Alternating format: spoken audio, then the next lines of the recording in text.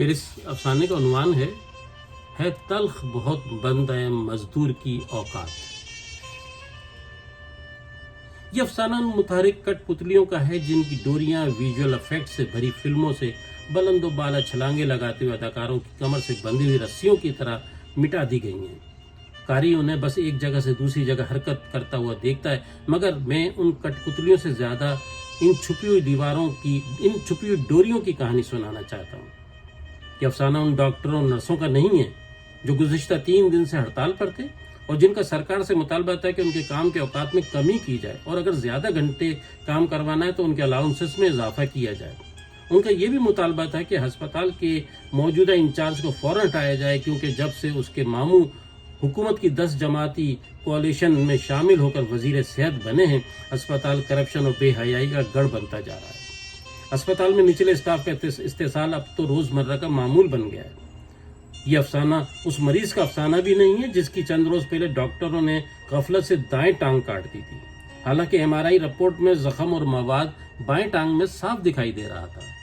بعد ازاں جب ڈاکٹر نے مریض کی بیوی سے متاثرہ ٹانگ کاٹنے کی اجازت طلب کی تو وہ چیختے ہوئے اس پر جھپٹ پڑی اور کوسنے لگی۔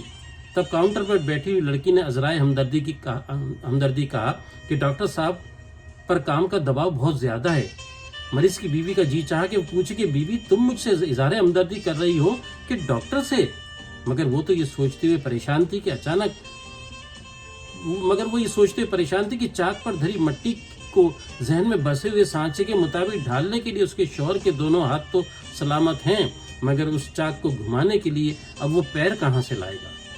یہ افسانہ اس مزدور لیڈر کا بھی نہیں ہے جو گزشتہ 10 دنوں سے اسپتال کے بستر پر مزے سے لیٹ کر لیپ ٹاپ گود میں رکھ کے سیکسی ویب سائٹس پر دل کو سرور پہنچانے والی فلمیں دیکھتا رہتا ہے۔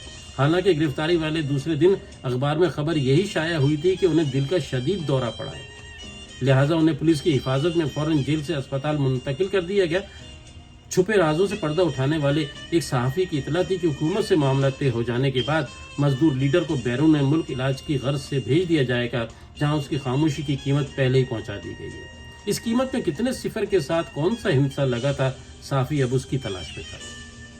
یہ تو بس اس معمولی اور غیر معروف بوڑھے کا افسانہ ہے جو کبھی اس اسپتال میں آیا ہی نہیں، البتہ اس کی زندگی کے پوشیدہ دکھ اور اندیکھی یادیں اس اسپتال سے کچھ اس طرح وابستہ ہیں جیسے کسی ایک تناور مضبوط درخت کو کاٹ کر اس کی لکڑی سے کسی گھر کی چوکٹ، کسی مزدور کے پھاوڑے کا دستہ، کسی لنگڑے کی بیساکھی، کسی راستہ دکھانے والے بورڈ کی تختی، کسی معذور کی رفع حاجت والی کرسی، کسی حسین مالدار عورت کے زیورات کا منقش بکس، یا کسی کے قرآن کی رحل بنا کر مختلف حالتوں میں اتنا دور دور پھیلا دیا جائے کہ ان کا ایک دوسرے سے سامنا بھی ممکن نہ ہو۔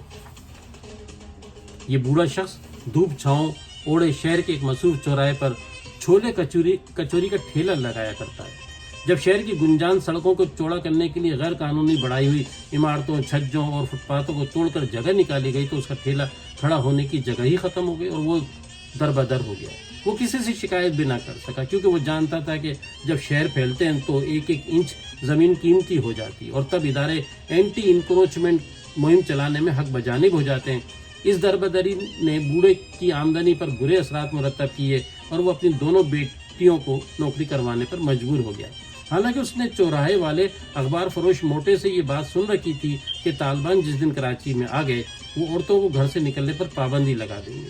اسپتال کے کاؤنٹر پر بیٹھی ہوئی لڑکی اس بوڑھے کی چھوٹی بیٹی ہے۔ وہ بوڑھا یہ جانتا ہی نہیں کہ اس کی بیٹی کو اکثر ڈیوٹی ختم ہونے کے بعد کچھ دیر کے لیے وہاں کیوں روکنا پڑتا ہے۔ یہ اوور ٹائم کبھی ڈاکٹر کی تھکن دور کرنے کے بہانے اور کبھی انچارج کو بلیک کافی پلانے کی مجبوری کے تحت ہوتا ہے۔ ابھی 3 دن پہلے اس لڑکی کے کلف لگے اجلے کرتے پر وارڈ بوائے نے بھی بہت ساری سلوٹیں ڈالی تھیں۔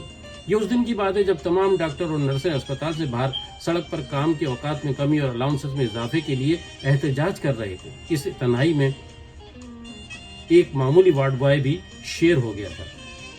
اس افسانے میں اس معمولی اور غیر معروف بوڑھے کی بڑی بیٹی کی کہانی بھی موجود ہے جو پورے منظر میں کہیں دکھائی نہیں دے رہی، مگر اس کی روح دختر مشرق کی شہادت والی رات اچانک پھوٹ پڑنے والے ہنگاموں میں مزدور لیڈر اور اس کے ساتھیوں کے ہاتھوں مجروح ہوئی تھی، جو اس وقت پولیس کی حفاظت میں کسی اور وجہ سے لیٹا ہوا لیپ ٹاپ پر ایک گوری کو حیرت سے دیکھ رہا تھا، کیونکہ وہ گوری سرتاپا اس بوڑھے کی بڑی بیٹی سے مشابہ ہے جو اس تاریخ شب سے پہلے تک باقرہ تھی۔ یہ افسانہ اس معمولی اور غیر معروف بوڑھے شخص کا افسانہ ہے جس کے پاس حال ہی میں ایک ٹی وی چینل کا مشہور رپورٹر اور کیمرہ مین آئے اور بولے کہ بابا ہم آپ سے 1 مئی کے حوالے سے کچھ سوال کرنا چاہتے ہیں۔ تب بوڑھے نے معروف اور مشہور ہونے کی خوشی سے سرشار ہوتے ہوئے پوچھا، کیا میں ٹی وی پر آؤں گا؟ جی ہاں بابا، ہم آپ کو ٹی وی پر بات کرتے ہوئے دکھائیں گے۔ کیمرہ آن ہوا۔ رپورٹر نے سوال کیا، بابا آپ اس عمر میں محنت مزدوری کرتے ہوئے کیسا محسوس کرتے ہیں؟ تب بوڑھے نے خوشی اور مسرت بھرے جذبات سے مغلوب ہوتے ہوئے کہا، اللہ کا شکر ہے، میں بہت خوش ہوں۔ خدا نے مجھے 2 بیٹیاں دی ہیں، لیکن وہ کسی بیٹوں سے کم نہیں ہیں۔ ایک گارمنٹ فیکٹری میں کام کرتی ہے، دوسری ایک اسپتال میں ریسیپشنسٹ ہے۔ میں تو اب صرف اس لیے کام کرتا ہوں کہ میری ہڈیاں چلتی رہیں، ورنہ بستر پر پڑا ہوا بوڑھا مردے سے بدتر ہوتا ہے۔ بابا مزدوروں کی اس تحریک کے بارے میں آپ کیا جانتے ہیں؟ رپورٹر نے دوسرا سوال کیا۔ بیٹا اب یہ تحریک صرف مزدوروں کی تحریک نہیں ہے، اب تو پڑھے لکھے ڈاکٹر بھی اس میں شامل ہو گئے۔ ان کے مطالبات پورے ہونے سے میری بیٹی کی تنخواہ میں بھی اضافہ ہو جائے گا۔ دوسری طرف ٹیکسٹائل کے نئے معاہدے کرنے کے لیے حکومت مزدور لیڈر کو باہر بھیج رہی ہے، اس سے گارمنٹس کی صنعت کو فروغ ہوگا، میری بیٹی کا روزگار بڑھے گا۔ بس جی، اللہ کا بڑا احسان ہے۔ کیمرہ آف ہو گیا۔ 1 مئی گزر گئی۔ ایک دن کی لمحاتی شہرت نے بوڑھا اب کبھی فٹ پاتھ کے ایک کونے پر تو کبھی دوسرے پر اپنا ٹھیلا گھسیٹ کر دھوپ چھاؤں اوڑھتا رہتا ہے۔ مزدور رہنما آج صبح کی فلائٹ سے یورپ چلا گیا، خدا جانے علاج کروانے یا ٹیکسٹائل کی صنعت کے فروغ کے لیے یا کسی اور وجہ سے۔ ڈاکٹروں اور حکومت میں مذاکرات کامیاب ہو گئے، جس میں اہم کردار وزیر صحت نے ادا کیا۔ کمار واڑے میں چاک گھمانے کے لیے بجلی کے موٹر کے استعمال سے دونوں ٹانگوں سے معذور شخص کم برتن بناتا ہے، لیکن بناتا ضرور ہے۔ کیا آپ اب بھی یہی سمجھتے ہیں کہ میں نے آپ کو اصل کہانی نہیں سنائی ہے؟